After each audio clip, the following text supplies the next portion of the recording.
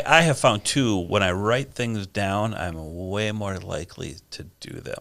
You can talk about it, but, commitment and interest are two very, very different things. Yeah. When you have breakfast, the chicken only was interested in making a donation with its eggs. Yeah. That pig with the ham made a commitment. I love that.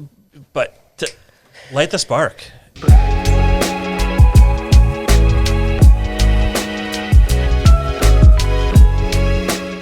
Hi, I'm Steve Novacek, one of the owners and coaches here at Forge Fitness. A lot of people ask, what do we do here? Well, we focus on your longevity, meaning we focus on your health and the quality of your life as you age. So by the time you get to the end of your life, we want you to be able to do things that you want to do and enjoy. We take a lot of pride in the community that we've built, knowing that our members come for a great workout, but they stick around because of the community and the friendships that they have. If interested in joining us at Forge, we offer a 7-day free trial. And you can find us at www.forgefitness.co, or you can find us on Facebook or Instagram. Death and Things I Learned from My Dog. This week's episode of by Buffalo John Community Holtz. Podcast. Yeah. This week's episode by Buffalo Community Comcast. This is awful. Comcast Cable. They're not a sponsor. Yeah. Sorry. I need my hat on. This is not natural right now. All your good thoughts are escaping. You got to trap them. All right. You take care of the intro. All right. Hey, everybody. Welcome back to another episode of the Buffalo Community Podcast. It's good. Keep going. All right. I'm doing a good job. We have with us third-time guest. We'll reintroduce him as Mr. John Holtz, art teacher at Buffalo High School, longtime Buffalo resident. And it's always good conversation when you're on, and so we try to get you back every single year. So thanks for coming. It's an honor. It's always a good time. Yeah. Again, before our last episode, said, well, what do you want to talk about? And you said cancer and traveling. You said, well, what are you going to talk about now? And I walked in, and you guys said death and things I learned from my dog. So let's just jump right into it. It's a perfect segue. I mean, Yeah. So I'll apologize in advance because we're, the first word out of our mouth, death. Thanks, Holtz. You just gave us our lowest viewership ever. So There we go. So thanks for tuning in, and we'll have more episodes. Hang in there. Yeah. So death and things I've learned from my dog. So the past couple of weeks, I've been thinking, what I don't lack the gift of gab, but I'm like, okay, what am I going to talk about? Because we've covered a lot. Yeah. Yeah. And, I mean, that first episode was a solid hour, I think. Yeah. But it got me thinking, and I think it's worth talking about because no one wants to talk about it. Sure. Yeah. But it's no big deal. I mean, I tell people too, if the fact that you're going to die surprises you, You're in the wrong. Right. you need to go to Starbucks when they open up and get a big cup of Joe, and we need to have a long conversation. Yeah. Life is terminal. Yeah. Yeah. It's not a negative thing. It's not a ghoulish thing. It's not, to me, it's not dark. It's quite the contrary. Part of the process. It should alert your senses. Mm-hmm. And that's the whole premise of what I was saying, death and things I've learned from my dog. Dogs, as we know, you multiply everything times 7. They're 1 year, 7 years. So every day I come home, my dog goes ape. It just, can't wait to see me, jumps on me. Sometimes it has an accident. He's so Sometimes it's an on purpose. My human is back. And because if it's a full day, that's like a week Yeah. in their life. So, and I'm stretching here, okay? Sure. Okay. Just We'll be here. to illustrate so maybe dogs get it that this is a short ride, and we should all have that exuberance. Yeah. And I know you can't maintain dog zoomy level, nor would you want to be around anybody like that. But there's, you just see people that are sleepwalking through life, and these dogs, they, oh my God, he's back. And just to have that spark, that, We were just talking about Joe. Joe got it. Yep. Joe knew. Yep. And I don't think I can't speak for him, but we got together once in a while and we'd go to lunch, and Joe had that spark. And here's the thing: Joe had that spark before even his diagnosis. 100%. 100%. That's what's so cool. Anyway, so I think there's just really, instead of saying we're going to talk about death, I would say use of time, life. Yeah. Through the lens of death, that the end is coming for all of us, and it's unavoidable. Absolutely. What you just said made me think about, you read those things about, the clickbait headline of hospice worker shares the 10 biggest regrets that her or his patients, and it's never the things you did. It's always the things you didn't do. Yeah. I shouldn't say it's never, but it's always. And it's not work related. For me, I always think about how much of my life did I give to this thing?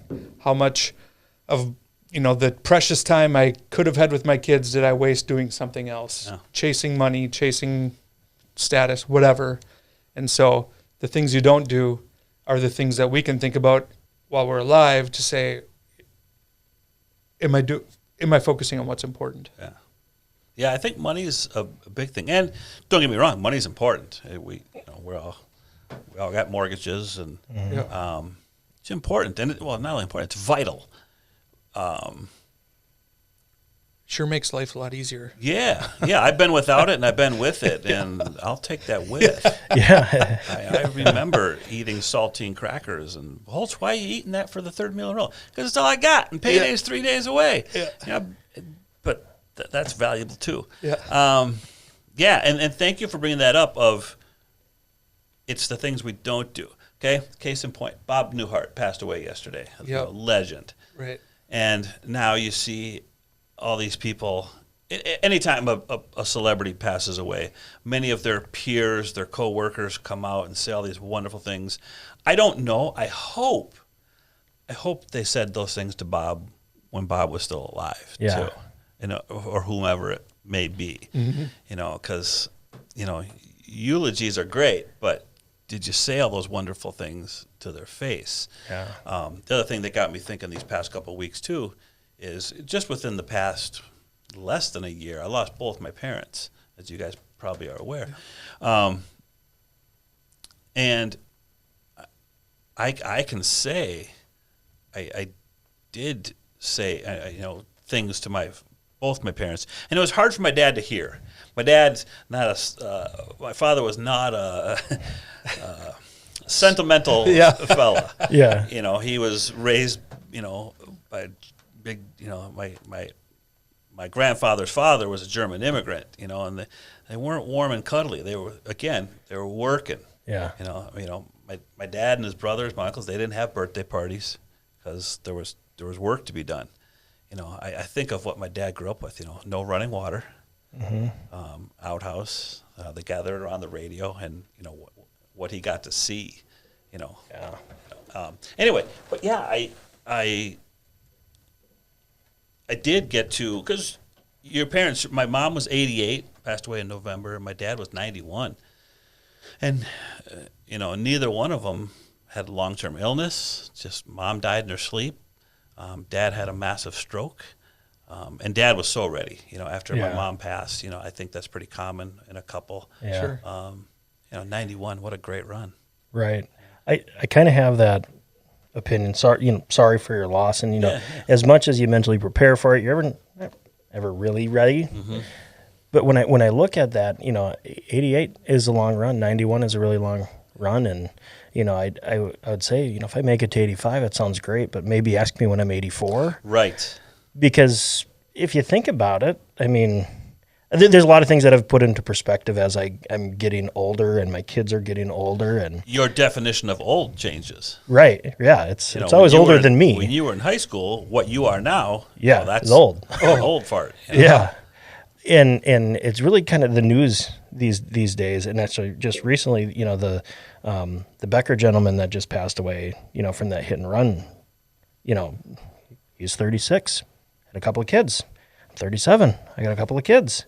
And then the man who drowned in the river saving his kids, he's 41. And I look at that and it's just, last night we played football in the yard with all three kids, and it was great until the bats were coming out and the mosquitoes, and we're like getting lifted away. We're like, hey, we got to go in, but that's what we did. We put it down, and I was just thinking about that. Like, kids were having a blast, because life is so short. Awesome. I didn't know the topic we're talking about right now, but I kind of. I know, but sorry about that's that. why we love having you on, because those things, and my boys will now mow the lawn. They're tiny little 10-year-olds, but they're on the zero turn, and they love helping me out, and I just love that about it. And I'm like, man, life is going like this. Does. And your kids, everyone always said, and you guys have probably heard, it goes from kindergarten to driver's license like that, and I have almost a 20-year-old. How'd that happen? Yeah. Yeah. And I think going back to still teaching high school, and I think people in general, I think one of the greatest mistakes people are making is they think they have more time than they have. And again, I'm not trying to sound ghoulish, but putting things off. And in the same breath, I would tell young people too, what you think is old, they can't. You can't understand until you get there, because in your head, our heads. I know I'm still like this 19, 20-year-old kid who really doesn't know, from Roseville, Minnesota, who I don't know too much about too much, and most days I'm just kind of we're winging it, and I think age has changed. When I was a kid, 60-year-olds, and I'm not 60. Dressed a certain way, right. Were a certain way, and now you might have a 60-year-old wearing Yeezys. Right. It's just things have just changed. Look, rock and roll wasn't that old. Rock and roll is old. Alice Cooper is still doing it. I think he's 74. Rock cow. on. That's awesome. There weren't 74-year-olds rocking out. Right. Mick Jagger's still making babies. 80. And he's still on stage. Yeah. Him and Keith, awesome. It's Yeah, my wife and I talk about this occasionally, and I'm kind of at peace. And I've stopped listening. It's almost been 2 years. I've stopped listening to the news, and even the local stuff. And it's been like the biggest stress reliever ever. And I heard something say, it's like, if it gets bad enough, you'll find out elsewhere. true. You don't have to tune in, and I can look at my phone for the weather, and I said, but I don't really care what's going on. It sounds outside your house, outside of my own little sure. my own little circle. My wife, my kids, and then to a certain extent, then my parents, and then my in-laws, and go down there. But that it drops off pretty steep after that of who absolutely we really matter to and who matters to us. And she's like, well, all these things are happening in the world. And nothing we can do about it, Nothing. We can sit and have this conversation and, love one another and teach our kids to be good people and go out in the world and share that. So, death doesn't really scare me. It kind of, what scares me a little bit is those freak accidents that, man, what if my kids grow up without a dad? And this is just because recently those two young gentlemen. And it's more about, and it's always more about the survivors, right? Right. I'll be fine. Yeah. But the thought of the pain that can be left in your wake is what I think we fear the most. Yeah. Versus, How are you in the year of your? Oh, good. I mean, that I don't mean that to sound callous. Right. I've had time. Being the age they were. Mom was last December. In the morning, my brother texted. If you get a text at 4 in the morning, it's not good. Yeah. So I knew, and I didn't even look at it. I knew what it was exactly. Yeah. But then it hits you, and that point, what you were saying, Mark, too, so I was, my siblings, and I'm so blessed. I got 4 amazing siblings. I'm the youngest of 5. And then it was so good to lean on them during the process. And at that point, we were all kind of just taking care of my dad, survivor, I'd never seen my dad cry before until last year. Never. So to see that, not just that softness was, I think, a good thing. I think it was good. Yeah. Not that I was happy he was sad, Right. but to see, okay. He's human. Yeah, let him show that emotion. Yeah. So yeah, and then Dad at that point, very sad, and he knew it. And I kind of figured that I know his ego will want him to make it to his 91st birthday, and then he did, and then 3 months to the date, a couple of days before he had it. Like I said, he was still living independently. He was on that cusp of, Dad, we got to start talking about assisted. We were having that discussion, but wasn't answering his phone. Had a massive stroke, and then here's a little takeaway for people. I got the call, and we knew he was down at Regions, and it was probably 10 o'clock at night. Like, okay, well, do we go down tomorrow? He goes, this is school night. It's like, we'll get home. It'll be after midnight, and I'm like, my brother gave me good advice. I called him. I'm like, shoot. He goes, well, you won't regret going down. You might regret if you don't. I'm like, then it's solved. Yeah. Yep. We went down, and the stroke was so massive that the doctors were amazing. They're great staff, very sensitive, and good at explaining what had gone on. And most of his, I think he was still there. He could not talk anymore. But we gripped each other's hand. Yeah. That was pretty cool. Yep. And I just said, thanks for being my dad. Yeah. And then that was a Wednesday and Saturday morning he passed. So, and I didn't get a chance to go down again. So, yeah.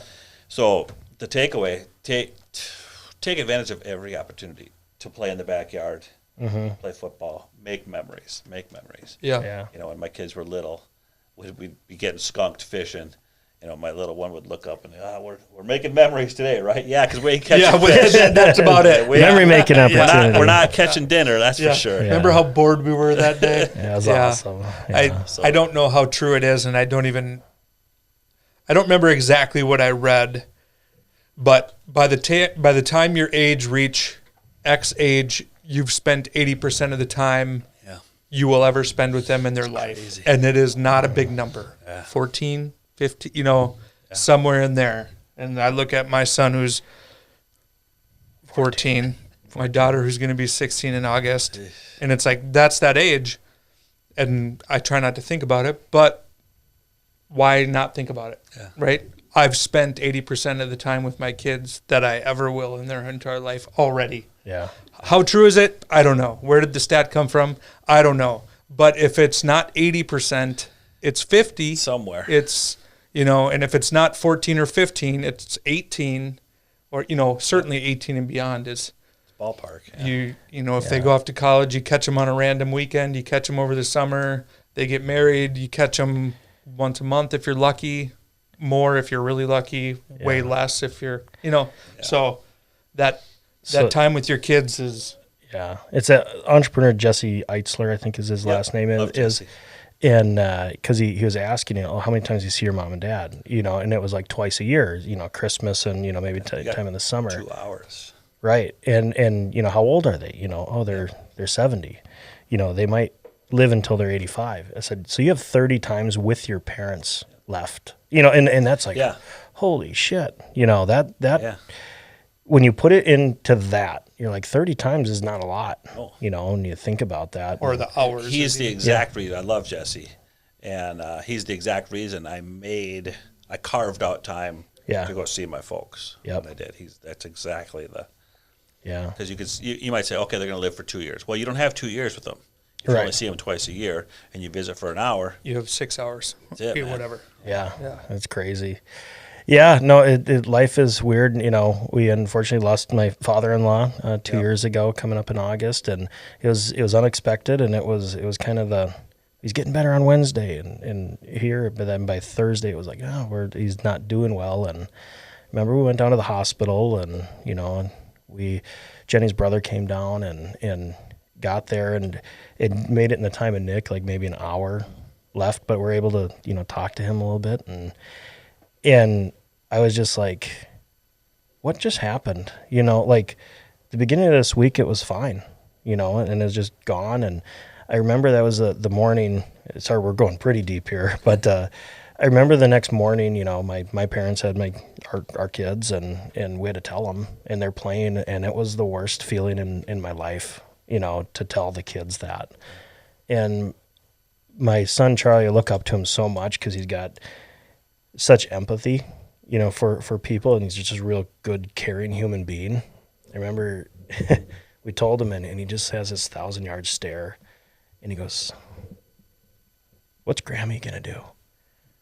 It's my mother-in-law, and then that's all it was. I mean, he didn't cry. His concern was Jenny, my mother-in-law Cindy, and I was just like, holy crap, this kid is like wise beyond the years, and it puts certain things into perspective, and as you go through the grieving process too, I mean, life has changed, and you just how do we navigate this? And we know that life is short, and it's been a wild experience, and I pray everybody gets a maximum amount of time with the people that mean the most, but we know that there's an end sometime. And to tie back to a previous episode, the world's going to keep spinning. Absolutely. It doesn't stop. It doesn't end, whether you're here or not, whether you work here or don't. We're not so important that the world shuts down for us. So, which, you do see some wisdom in social media things, but it's like, at your funeral, people will start talking, and you're going to be lowered, or whatever happens. They're going to leave the church, and then they're going to go to lunch, and then the people are going to start talking about current events, the weather, and then your kids will go back to work because their bereavement leave is gone, and then your boss is going to look for a replacement immediately, and it's just like, we are such a small speck in this world, and it's like, all right, let's take care of the things that really matter most, and it's that time, and to kind of put a lighter and more positive spin on this. It's dusty in here. And like I said in the beginning, to me, it just isn't a ghoulish or dark topic at all. For some people, I'm sure it is. Yeah. But to flip that switch, knowing that, set your curiosity at maximum volume. Mm-hmm. Your curiosity, your passion, and we've touched on those things before. Maybe not his political views, but wake up like Ted Nugent, kind of a madman. Just like, what else is there to do today? Yeah. Ted's kind of known for being a little energetic. Just a scotch. Use whomever. There's other examples. Sure. Yeah. Joe Malo. Joe, yes. Wake up. Yeah. Get after it. I have found, too, when I write things down, I'm way more likely to do them. You can talk about it, but, commitment and interest are two very, very different things. Yeah. When you have breakfast, the chicken only was interested in making a donation with its eggs. Yeah. That pig with the ham made a commitment. I love that. But to light the spark. Yeah. What's on your list? Wow, you caught me off guard there. Yeah. More travel. Some just within the States. Definitely looking at an Alaskan cruise, and then I want to get to some weird. Some weird countries. I think I've been to some unique ones. Yeah. Madagascar. because so many things in Madagascar are just endemic to it. They're the only places that's there. It's kind of it can be a dicey place to visit. There's a wee bit of crime, but yeah, I've been there. Not there, but I've been where you got to keep your head on a swivel. Yeah. And my, everything's, I just turned 55 this week, and I can kind of start to see the light of that thing called retirement. Sure, I've heard of that. There's a few years out, but you start shifting your priorities. I'm trying to take on less at school, and maybe just have one, maybe just two jobs. Yeah. Still doing driver's ed. I'm still going to be coaching this year. It's for the kids. Yeah, I don't fall for that anymore. It is, but you can't guilt me. It's stone cold. I got a big Lutheran shield right here. Guilt just bounces off of it. I think as you get a little older, you get a little more selfish too, and I think that's all right. Yeah. And maybe selfish isn't the right word, but I used to sacrifice a lot, probably too much, for this, that, and the other thing, and it was good. Yeah. Not always healthy to maintain long term. Yeah. Yeah. Flare ups are fine. To kind of really test what you can handle. I like the saying because it's in life.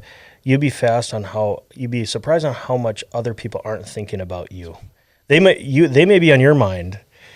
Get it off your chest, go talk to them, whatever, or put it out and move on. But you'd be surprised on how many other people aren't thinking about you. That sounds bad, but it's like live life, live. Yeah.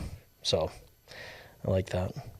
So this was all like there wasn't another trick that your dog taught you. It was all about they're 7 times ahead of us here. Yeah, I think so. Okay. And don't make on the carpet. Right. Yeah, watch out for that newspaper. So, I think that's good, and your dog reacts like mine coming home. Mine too. And the worst part about it, and as I've thought about that, and today I'll think differently about it because it's so fresh. It drives me nuts. The amount of passion and energy and love that my dog has drives me bananas. And it's just excitement about me. Like, pure adoration. It's like you got to settle down. What kind is your dog? What's your dog's name? Echo is a cockapoo. Okay. So Cocker Spaniel poodle. Yeah, smallish medium, but plenty of energy. And right now I'm experiencing something different with her because my wife is her favorite human being. Wherever wife goes, dog will follow. And so wife is in China right now. So now I guess you'll do. Yeah, I'm sure I will be cast aside as soon as she comes home. And it's okay because it's kind of a lot of work to be a dog's favorite. It's like, can I just go to the bathroom? That's exactly what I was just saying. And it's just like, well, I heard you crinkle the Doritos. Yeah. Is that a treat for me? Yeah. The thing, the thing that Howie does, golden doodle. We're just sitting in the living room, and I stand up to use the bathroom. I stand up, and it's just like, where are we going? Where are we going? It's just like, I'm just going. Just go lay down. I've learned to read her pretty well. First you can't say the word walk because But if she wants to go for a walk, the ears are out. Like she'll stare at you and okay, I know what that means. And it's not even that she has to go or anything. She just I want to walk right now. Or and if it's a little sadder look, okay, it's time for dinner. If she wants ears rubbed, but that's her bliss. She'll literally just put her nose on your hands, like, hey, they're not busy, so let's get them busy here, pal. Honey, our dog, German Shepherd Blue Heeler mix, it's the ice cream tax. It's I'm not leaving until I get a little chunk and she'll sit there and just like it's not close and then eat it. Just so it's all good if we could all love like dogs could. So. Yeah. Well, I think that's a good wrap up. Yeah. Yeah. That's awesome. A good light way to end a heavy conversation. Yeah. So. Yeah. Tell the people you love them while you can. All that stuff. Anything you want to say it. Well, bite your tongue if it's not. Sometimes. Yeah. The good stuff. Put it out there. Don't assume they know. Right. Don't assume they know. Don't be afraid. Yeah. Young people, take some risks. Ask that person out. The worst thing that can happen, say no. Can I interject one small little story? We don't have to be done. I didn't mean to. And I hope they got married. It was I don't know them, but we went to Subway, and you can tell they were on a very first date or something, and they're like, okay, well, I'm not gonna do it on you, but like, and they're like kind of like holding here, and they're like, you could say this is maybe their first kiss, and we're like, Jenny, are like, they're not staring at them. Oh, you were. But we're just like, I think they're on their first date. This is, it's kind of interesting, and they're there, and they're kind of like, nervous, and we're getting that guy to go, kiss her. And said that? and they did. I'm like, I hope they got married. so we weren't watching, but it was obvious, and it was kind of entertaining. You big jerk. So, yeah, but so if some random guy yelled at you at the Buffalo subway a few years ago Come be a guest. to kiss your wife, Yeah. come on out here. So Maybe they'll see it. yeah. Oh gosh, I would love that phone call. So, awesome. But awesome, Holtz. Thanks for coming in. We really appreciate it. Do it again next year. All right. Yeah, absolutely. So for the Buffalo Community Podcast, I'm Tyler Reese. I'm Mark Benzer. He's Holtz. John Holtz.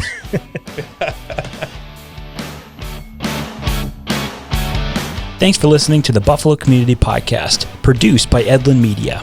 You can find us on Facebook and YouTube, as well as anywhere you listen to podcasts.